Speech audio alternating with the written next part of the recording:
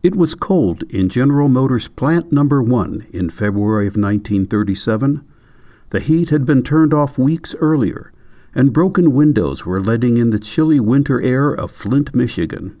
On December 30th of the previous year, the workers had locked the plant's doors at the end of the night shift and refused to leave. The assembly line was shut down.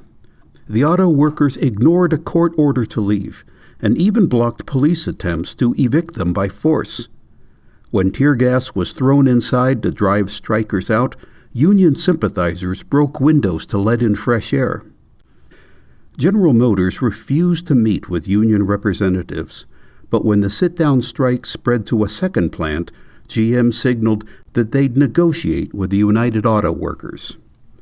Michigan Governor Frank Murphy acted as intermediary between the union and the automaker. He also ordered the National Guard to the site to protect the workers from police and hired strikebreakers. On February 11th, the UAW declared victory. That month, the country's most popular song was "Goodnight, My Love," performed by the Benny Goodman Orchestra. Goodman was one of the earliest champions of swing music, which was still fairly new to many Americans.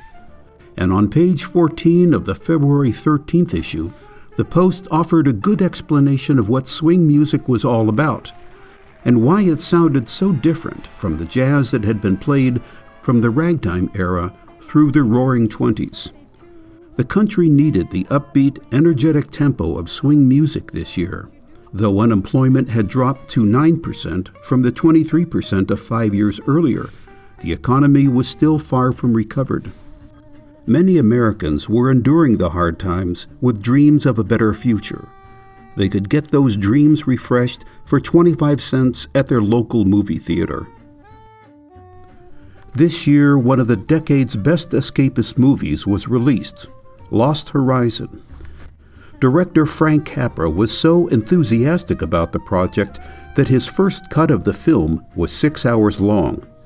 This month, the studio began a serious editing of the film to get it under 2 hours. Lost Horizon was what Depression-era audiences wanted: lavish costumes and glamorous sets, and the idea that a perfect world existed somewhere out there.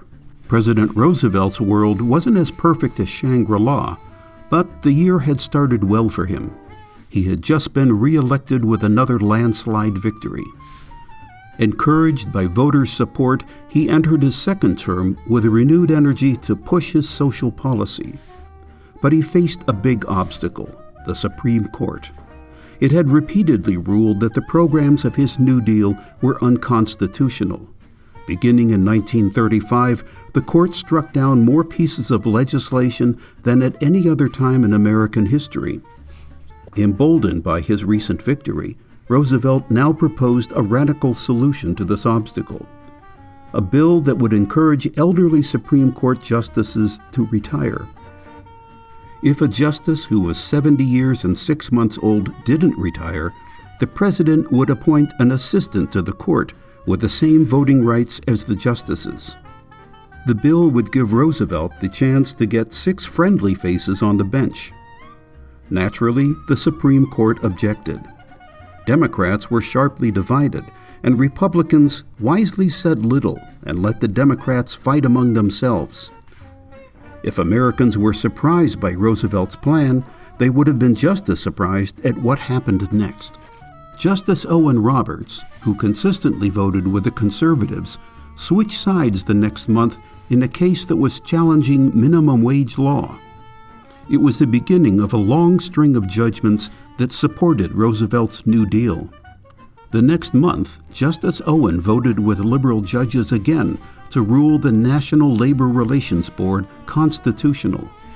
And later, the court ruled Social Security was constitutional.